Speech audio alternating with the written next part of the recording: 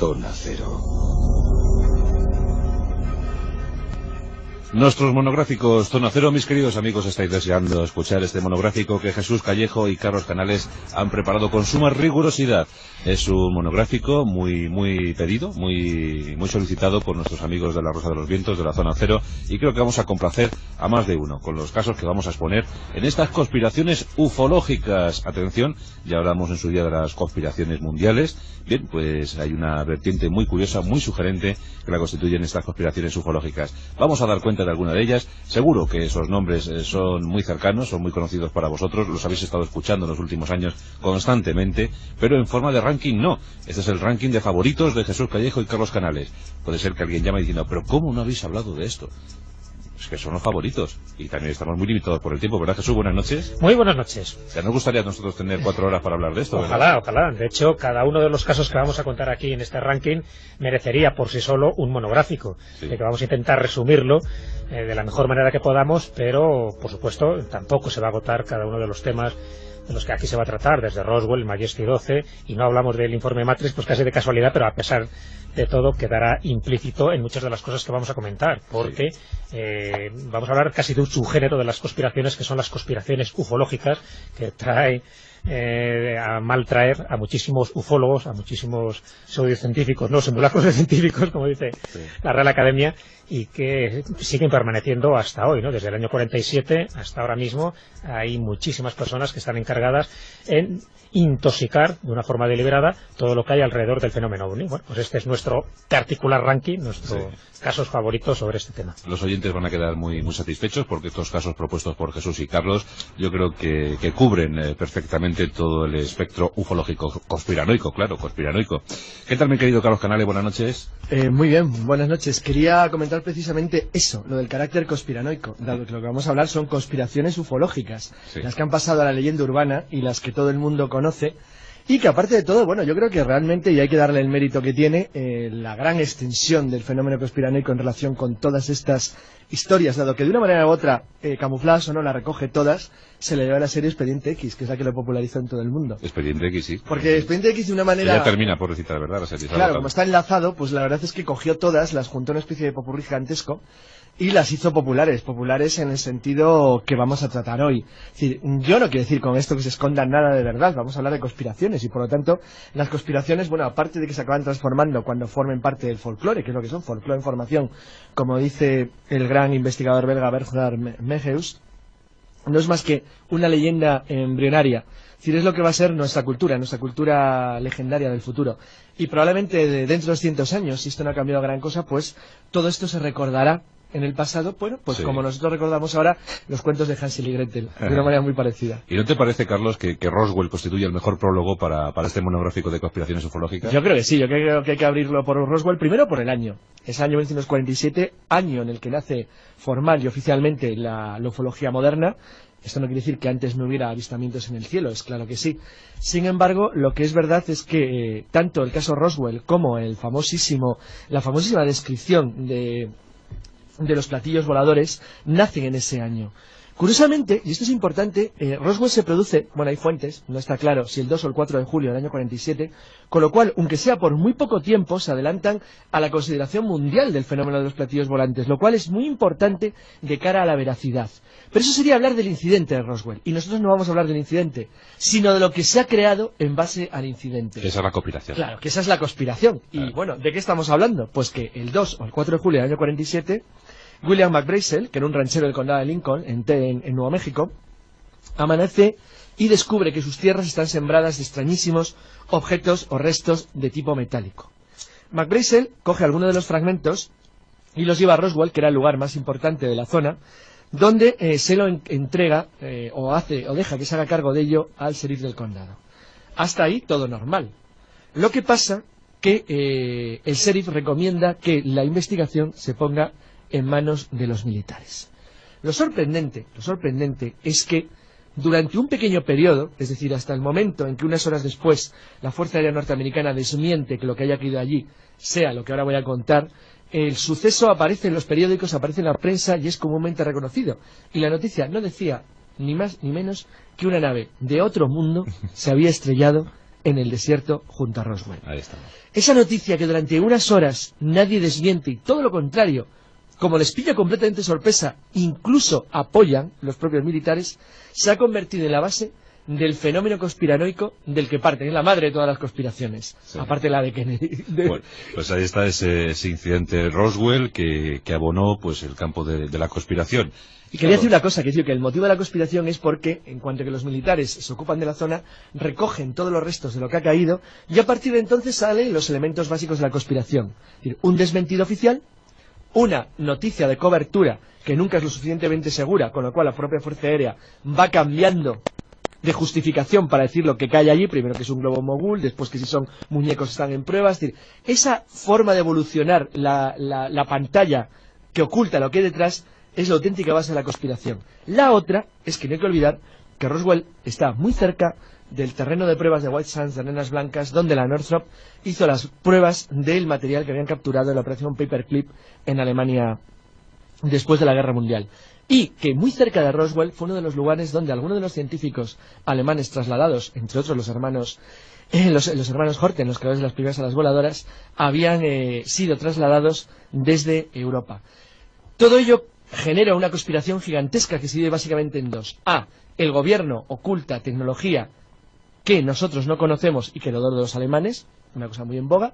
B, el gobierno norteamericano oculta tecnología de otro mundo en base a los restos de un platillo volante estrellado en el rancho de McBrazel. Y así tenemos una de las famosas frases de Expediente X: el gobierno niega todo conocimiento.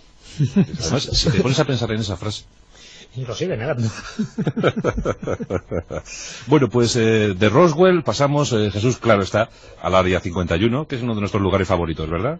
Sí, allí pasamos las vacaciones cada año. Lo que pasa es que no nos dejan. Ya nos gustaría pasar por lo menos una semanita, ¿verdad? Ya nos gustaría. Desde luego es el mejor o el peor secreto guardado de los Estados Unidos. Pues ya no se sabe. Es la gran base conspiranoica, ¿no? La gran base conspiranoica, y que enlaza perfectamente en todo el incidente Roswell, porque es cierto que a partir de ahí es el caldo de cultivo para las posteriores conspiraciones que se han generado a lo largo y ancho del mundo ufológico, tanto en abducciones, en contactados, en pruebas, en mutilaciones de ganado.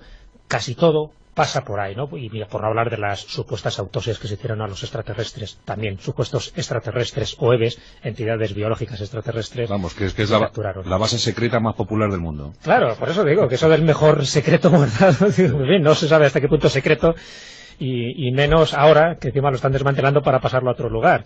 Pero cuando hay tantas noticias de un sitio supuestamente secreto, es para pensar un poco que allí no hay tanto secreto, o por lo menos la información que nos están pasando obedece a ciertos intereses creados. Es una cosa lógica, ¿no? Fíjate que incluso la autopista que pasa por allí cerca, la autopista 375, ya la llaman la autopista de los extraterrestres, por eso, porque bordea de alguna manera el Área 51, y que el epicentro realmente del Área 51, que es como no decir nada, porque es tan grande como el Principado de Asturias, sería la base aérea de Nellis. Ahí es donde estarían ejercitando un poco esa tecnología avanzada, basándose en lo que supuestamente descubrieron con el extrañamiento de los ovnis. Y digo ovnis porque fueron más de uno, según esa teoría conspiranoica, los que se estrellaron en Nuevo México, no exactamente en Roswell, pero sí en todo lo que es el estado de Nuevo México. Eso ya nos lo explicaron también en Independence Day.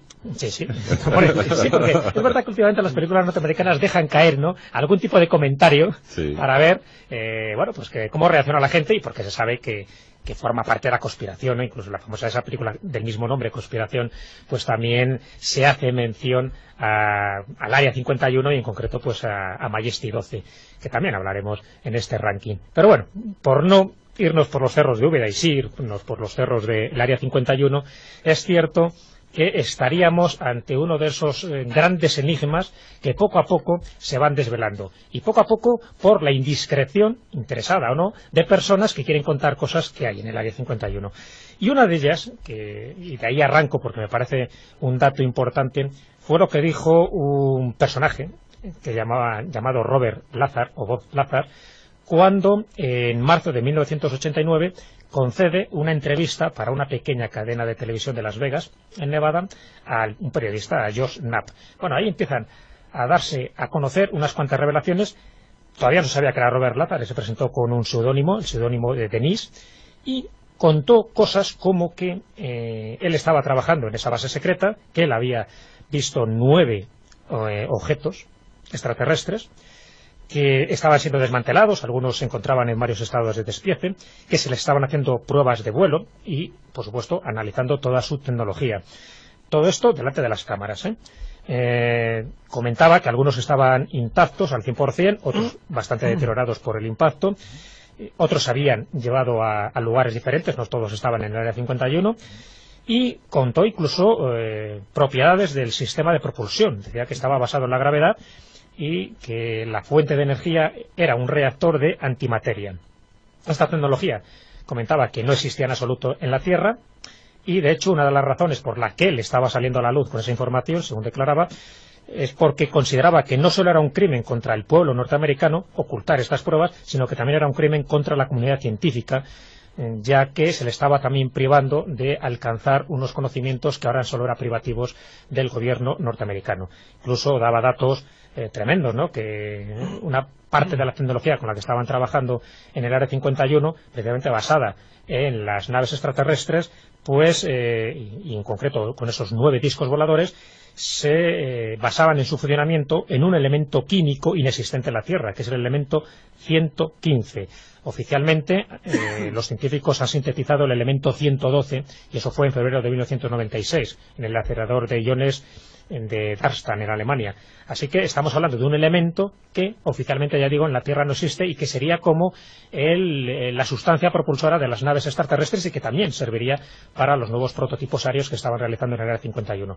Bueno, al final este desconocido, este personaje anónimo llamado Denis, resultó que era Robert Lazar, o Bob Lazar, y mira tú por dónde, un mes después de hacer esta entrevista, le despiden de la base de Nellis, ¿no?, por efectuar estas anónimas declaraciones. Claro, a partir de ahí surge toda la polémica. Eran informaciones reales, es decir, estaba hablando de lo que estaba ocurriendo en el interior de la base de Nellis, o se lo estaba inventando todo. Claro, surge a partir de ese momento, estamos hablando del año 89, unos cuantos grupos conspiranoicos de algo que ya se sabía y que de alguna forma Bob Lazar estaba confirmando, y es que el gobierno de los Estados Unidos había hecho un pacto con extraterrestres en virtud del cual estaban recibiendo alta tecnología alienígena a cambio de rehenes humanos. Con eso ya nos metemos en el claro, y esto, bueno, surgen grupos desde los Lunatic Fringe, por ejemplo, que era un grupo conspiranoico norteamericano que surgieron a finales de los años 60, hasta el famoso informe Matrix, publicado en el 88 con 361 páginas, donde lo que intentaban era desvelar ese pacto secreto con una civilización extraterrestre 100.000 millones de años por delante de la nuestra, según comentaban estos panfletos. Bueno, al final intentaron desprestigiar a Bob Lazar diciendo que, bueno, que era un don nadie, que todo lo que había declarado pues no tenía ninguna consistencia. Y aquí nos encontramos con otra de las piedras angulares de la conspiración. Cuando alguien dice algo, ya no sabes hasta qué punto es una información veraz al 100% o no. Por supuesto, todo lo que estamos aquí contando cuando hablamos de conspiraciones en general y conspiraciones ufológicas en particular, estamos hablando de que hay muchísima mentira y muchísimo fraude alrededor, pero también es cierto que hay verdades ocultas o verdades camufladas, y eso es lo que hace atractivas las conspiraciones. ¿Qué hay de verdad en todo lo de Roswell, en todo lo de los extraterrestres? Ya no digo las autopsias porque eso ya se sabe que obedecía a otros fines, pero ¿qué hay de verdad en todo el Área 51? ¿Qué de verdad tenía este hombre, o por lo menos se basaba para decir estas declaraciones, Bob Lazar? Pues no lo sabemos. Lo malo es que después quedaba confirmadas por otro tipo de testimonios independientes de Bob Lazar que indicaban que el gobierno de Estados Unidos tenía una tecnología muy por encima de la que podían tener si no fuera por esta tecnología que habían rescatado o pactado con los alienígenas. Y aquí ya vuelven a surgir pues muchas conspiraciones como ramas de un mismo árbol. Ese misterio se encuentra en el interior del Área 51, sí, una inmensa base de 10.000 kilómetros de extensión, 10.000 kilómetros cuadrados de extensión. Sí, sí, es gigantesca. O sea, por eso hay que decir que haya lo que hay ahí dentro, como no nos podemos ni enterar, porque es monstruosa de tamaño. Quería decir también que en lo que Jesús acaba de tocar el tema fundamental, que es el alma de la conspiración. La conspiración, para ser creíble, es como las leyendas, tiene que tener un pozo de verdad. Si una conspiración no puede hablar de repente, decir que hay un pacto firmado, por ejemplo, entre Estados Unidos y saturnianos. Eso sería absurdo. Tienes que dar algo más borroso, pero al mismo tiempo apoyarlo con algo creíble que haga que la conspiración, al igual que la leyenda urbana, se base en un supuesto principio que puede ser real. Lo digo porque incluso el Área 51 ha servido para cierta imaginería que yo estoy convencido personalmente de que es teatro puro y está hecho a propósito. Voy a poner un ejemplo que es genial. La autopista interestatal de Nevada que va desde Las Vegas, bordea entero, durante decenas y decenas de kilómetros, la base aérea de Nellis y todo lo que es Dream Lake, es decir, la Tierra de los Sueños, que es el nombre que originariamente tenía el Área 51 y que todavía tiene en los escudos de la Fuerza Aérea, un nombre muy bonito, que yo creo que está realmente también utilizado a propósito, para lo que esconde detrás. Bueno, pues hay un punto donde hay un camino, un pequeño camino, que se supone que va directamente hasta el Área 51, es una carretera que se pierde en el desierto, donde ahí simplemente hay una pequeña separación de la carretera, de la autovía. Imaginaos una carretera en medio del desierto. Entonces hay un cartel que indica atención, instalación militar, base aérea de Nellis, la distancia, y junto al cartel hay ni más ni menos que un buzón pintado de color negro. No hay nada. Es decir, es el desierto, la carretera, un buzón negro y el camino que va a Nellis. Sí. Entonces, ahí es donde el correo normal, no me refiero al correo oficial, deja, se supone, algunas cartas. Es absurdo total. Los trabajadores de Nellis van en charter, en vuelos charters de Las Vegas, no duermen allí. Los militares tienen un sistema de turnos y de ciclos donde todo eso es obviamente absurdo. Sin embargo, el servicio postal mantiene ese extraño buzón de color negro en el Área 51. Es todo tan absurdo, pero que ha generado una de las imágenes más famosas de toda la conspiración de los lugares donde se ocultan los platillos volantes estrellados. ¿Qué es eso? Un buzón en medio del desierto. Los buzones negros, los hombres de negro, los helicópteros negros, en fin, todo claro, muy negro. No me digáis que eso no forma parte de una imagen evocadora que está hecha a propósito. Eso da una sensación de misterio. El estar en ese lugar tan absurdo, dices, bueno, ¿y esto? Pues hay un buzón en medio del desierto. ¿Y cómo son, Carlos, los socios del Majestic 12? Pues poderosos. Poderosos. Visten de negro también, claro. No, visten de militar, fundamentalmente, y de otra cosa. A ver. Bueno, además voy a contar una cosa muy curiosa sobre Majestic 12, porque Majestic 12, y ahora continuará Jesús con Matrix, porque están íntimamente relacionados, Matrix no la película, Majestic 12 es supuestamente un grupo que fue organizado en el año 1947, a partir de julio del 47, justo después del accidente de Roswell, supuestamente, por el presidente de Estados Unidos, Harry S. Truman, y que debía estar formado por 12 personas. Esas 12 personas se supone que tenían como punto inicial de trabajo investigar qué era exactamente lo que se había encontrado en el rancho de Nuevo México. Y como fin último, estudiar la tecnología de las naves supuestamente capturadas, así como analizar los cadáveres encontrados y llegar a conclusiones básicas sobre qué tipo de amenaza podían constituir para los Estados Unidos. Se llama MJ-12, se llamaba Majestic 12, porque supuestamente los miembros que formaban parte de la Agencia Central de Inteligencia, de la CIA, de la Oficina Especial de Investigaciones de la Fuerza Aérea Norteamericana, de AFOSI, de la Fuerza Aérea de los Estados Unidos y del propio ejército, a través ni más ni menos que del Estado Mayor General, tenía como misión el generar una especie de grupo principal de personas implicadas que debía de informar permanentemente al presidente de Estados Unidos de la situación, un grupo que se supone que se iría renovando con el paso del tiempo. Estas personas estaban formadas por médicos como los doctores Bush, Bronk, Beckner y Hunsaker y generales como Vandenberg, Montague o Twining. Todos ellos tenían asimismo como objetivo el iniciar un proceso de desinformación pública que fuera confundiendo a la opinión norteamericana y del mundo a lo largo de los años siguientes. Bueno, aquí está todo dicho. Esto sí que es una conspiración, en el sentido clásico de la palabra. De repente aparecen datos demasiado fiables sobre algo que se supone que tenía que ser secreto, pero cuando investigamos esos datos demasiado fiables no llegamos a nada. Bueno, eso es una conspiración en esencia. Eso es Majestic 12. Y a partir de ahí está el segundo elemento conspirativo, es ¿qué hace un grupo de tipos poderosos cuando están juntos? Pues tienen que hacer algo, por lo visto, siniestro, oculto y de gran alcance. En este caso, el objetivo era el defender que ese tipo de tecnología podría en el futuro ser llevada a buen uso por parte de los norteamericanos. ¿Cuál es el problema? Pues que esto enlaza con una conspiración todavía mayor. Y además, con una conspiración todavía mayor en el sentido más siniestro, porque en este caso, y ahora lo va a contar Jesús, se descubrió que además formaba parte de un plan de generar voluntariamente una desinformación, que es Matrix. Matrix, un apuntito sobre Matrix. Perdón, no Matrix. No, bueno, solo un apunte Matrix es el grupo. Claro. Es un informe, realmente Matrix obedece es la palabra de un informe que se publicó en 1988 y que contenía esas famosas 361 páginas donde de forma resumida lo que se establecía era eso, era ya llegar a un grado más de conspiración. y es que el gobierno norteamericano había establecido ese pacto secreto con una civilización extraterrestre, esos 100.000 millones de años que estaba por delante de la nuestra, merced a la cual los alienígenas podían aducir a cuantos ciudadanos quisieran con propósitos alimenticios, ojo con esto, eso sería, a cambio de tecnología avanzada. Eso era básicamente el intríngulis del informe Matrix. Y se sabe que estaba totalmente amañado porque el informe Matrix era esa campaña de desinformación que había para desprestigiar un poco lo que se contaba también de Majesty 12. Bueno, vamos a ver, cuidado, puede ser que hubiera un grupo secreto, pero si vamos metiendo cosas que son increíbles por propia naturaleza, al final la gente no va a saber dónde está la verdad y la mentira. Y esto, que se sospechaba, lo confirmó uno de los investigadores más punteros del fenómeno OVNI que había en la época, que era William Moore. William Moore era el autor del Incidente y el Experimento Filadelfia, 2 libros de éxito, y él confiesa en un simposio de 1989 que desde el año 1982 había estado trabajando para los servicios de inteligencia de la Fuerza Aérea Norteamericana, es decir, la FOSI, colaborando en tareas de desinformación de ese departamento, y entre ellas, como no, en el informe Matrix. Así que esto es, ya te digo, que una especie de telaraña donde los tentáculos, ¿no?, y las redes de esta telaraña se van extendiendo hasta tal momento que si había algo de verdad, y parece que había algo de verdad, una especie de grupo secreto para poder investigar esa tecnología que ahí quedó aparcada de alguna manera en Nuevo México con el estrellamiento del OVNI de Roswell, pues bueno, esa información privilegiada tenía que estar preservada para un comité de expertos, un comité elitista, que sería este Majesty 12, donde serían 6 civiles de alto rango y 6 militares también de alta graduación.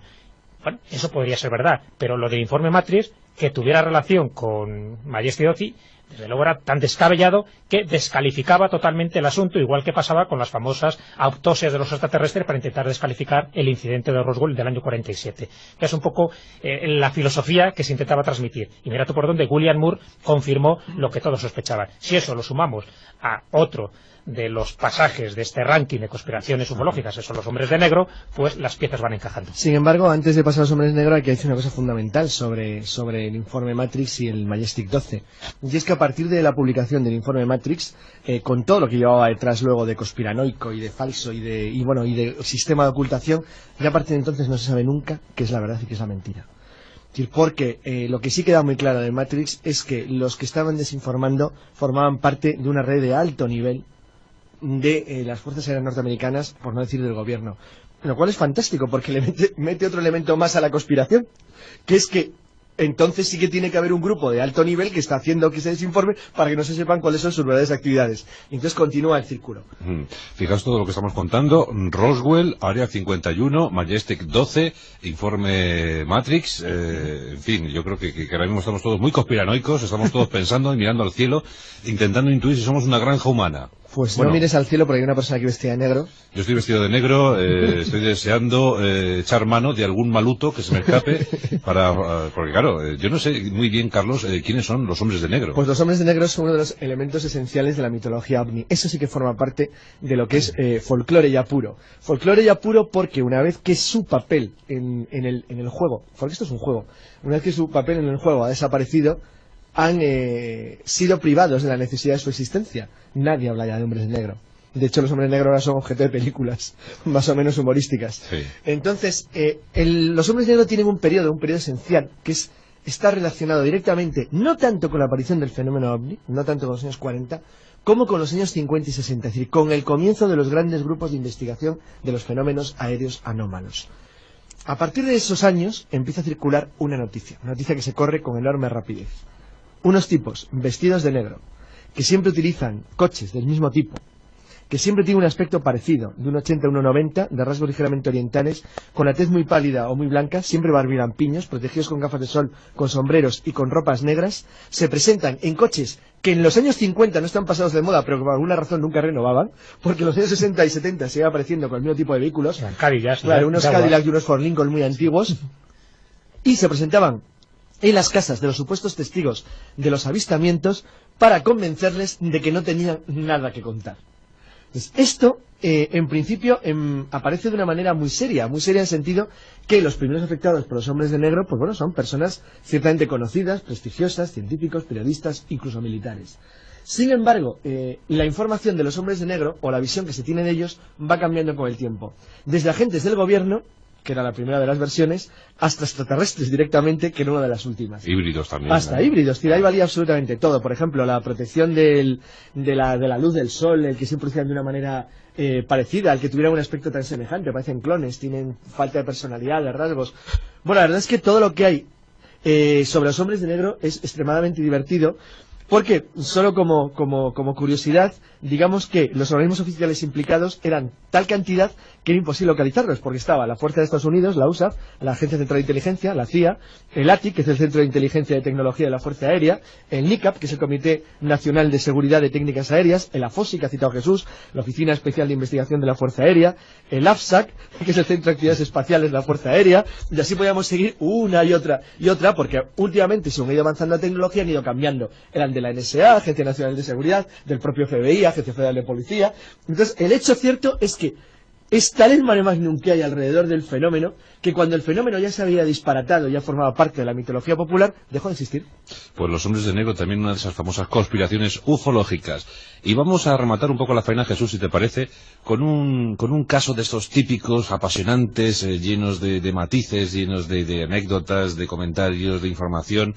Y es un caso que no afecta a los Estados Unidos, porque hasta ahora no hemos salido de los Estados Unidos, pero yo creo que conviene que vayamos a territorios desérticos, ¿no? Convendría, sí, porque podemos dar la impresión de que todas estas conspiraciones se generan, se forman y se desarrollan en Estados Unidos, sí. Y no es verdad, hay muchas más conspiraciones ufológicas, es que sí. Esas son las más espectaculares, son las más conocidas, y por supuesto estamos buscando aquellas que el oyente tiene más referencias. Entonces yo te voy a hacer una pregunta muy directa, muy Jesús.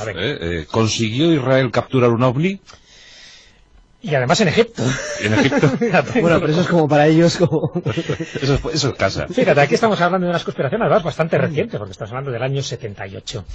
Y a mí me llamó la atención porque fue un artículo que se publicó en su momento, en febrero del 78, en un periódico californiano, La Nación, y que fue el que dio a conocer la noticia a nivel mundial. Después han publicado unos cuantos artículos, pequeñas informaciones, y por Internet, pues funciona, ¿no? Y navega libremente esta conspiración tan moderna, que me parece pues apasionante para ver hasta dónde puede llegar la paranoia, ¿no? de la conspiración, porque por supuesto todo lo que voy a contar aquí no tiene nada de histórico, pero sin embargo sí funciona como si hubiera ocurrido los hechos tal cual. Solo habían transcurrido poco más de 4 años después del Yom Kippur. Exactamente. Una época calentita. Estamos hablando eso de febrero del 78, cuando un grupo de arqueólogos israelíes inician las excavaciones cerca de la Gran Pirámide de Snofru en Dashur. Dashur es uno de los enclaves de pirámides más importantes de Egipto, en el norte de Egipto, y Snofru, pues también uno de esos personajes fascinantes dentro de la historia egipcia de la cuarta dinastía. De hecho era el padre de Keops, y él hizo construir 3 pirámides, 2 de las cuales están de Dashur. Bueno, pues una de ellas es donde un grupo de arqueólogos israelíes, que por supuesto con los permisos pertinentes, por entonces era presidente Anwar el-Sadat, y bueno, decidió conceder el permiso como gesto de buena voluntad, pues por los incidentes que había habido años anteriores, y para intentar que hubiera una entente cordial entre todos ellos. Y así es, entonces están haciendo sus excavaciones en la pirámide de Snofru, en Dashur. Y además, curioso, porque estamos hablando de una zona de alto secreto militar, es una zona militar para los egipcios, y solo hace un par de meses se ha abierto para el turismo. Hasta ahora el personaje o el turista que quería ir a Egipto podía visitar todo tipo de pirámides, pero las de Dashur no, porque había una base militar, con lo cual ya le da un ingrediente más a esta conspiración. Y bueno, pues cuando estos arqueólogos israelíes están trabajando a unos 15 metros de profundidad de esta pirámide, pues encuentran algo. Es decir, la pata del trípode que sostenía la máquina fotográfica hace contacto con una especie de piedra, pero que no es una piedra, en el desierto arenoso, y descubren que es una especie como de material plástico de relleno que cede ante la presión y el peso de la cámara. Y ahí se abre una abertura, una especie de caverna ante sus pies. Y mira tú por dónde, en esa caverna encuentran un misterioso objeto. Evidentemente no era un artefacto de los antiguos egipcios. Las descripciones físicas hablan de que tenía 1,20 1 metro 20 centímetros de diámetro, en forma de disco, y en el centro, su parte más gruesa, debería tener unos 3 metros, y era de un metal suave y brillante que no parecía afectado por el paso del tiempo. Esa es la primera impresión que se llevan estos arqueólogos israelíes. y además un artefacto que se sostenía sobre 3 patas, lo cual bastante significativo y muy acorde con la forma discoidal que tienen los ovnis. También descubren unos tableros y unos equipos electrónicos que se encontraban en perfectas condiciones.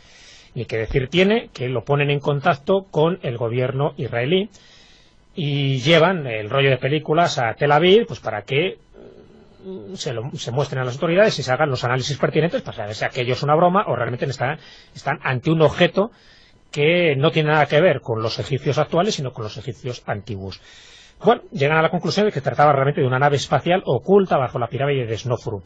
Y, como no, el Ministerio de Defensa de Israel, donde se reúne rápidamente el Zahal, es del grupo militar ultrasecreto, y deciden rescatarlo. Pero claro, no lo rescatan por las buenas, no pueden hablar una especie como de acuerdo con el gobierno egipcio la propuesta del gobierno para decir, oye, por cierto, nos podemos llevar... ¿Podemos ser un ovni que hemos encontrado en el ovni de Dasur, de la pirámide de Snofru? No os importará, ¿verdad? No os importará.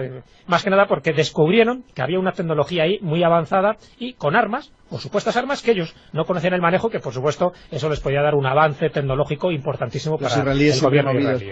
Algo similar a lo que ocurre también con la conspiración de Roswell. Y así es. Así que preparan una operación, además los mismos que prepararon la operación de Entebbe. Claro, que acaban de hacerla y como estaban entrenadillos, dijeron, bueno, Egipto solos, acabamos de llegar a Uganda. Esa operación de Uganda donde, bueno... y atentos un poco a la maniobra. Un alarde militar. 3 aviones Hércules 103E son utilizados como transportadores y un Hércules 103H, conocido como el hipopótamo, estaba destinado únicamente a cargar un camión de arrastre de 10 toneladas. Y en ese camión, por supuesto, iría el ovni, el supuesto ovni. Uno de los 113 transportaría un hospital de campaña, mientras que otro contendría jeeps, armas ligeras, 50 comandos cada uno, y además un escuadrón de aviones F-4 que daría cobertura aérea necesaria para la operación. O sea, una guerra relámpago. Un ataque como el Entebbe. Efectivamente. Y, bueno, y califican la operación como una operación de rutina. Claro, no quiere que sea ultra secreto. Hombre, Jesús, para ellos sí. En España no lo sería, pero allí... La ruta que debían seguir pasaba sobre el sureste de Sinaí y el Mar Rojo y se adentraban directamente hacia el Bajo Egipto.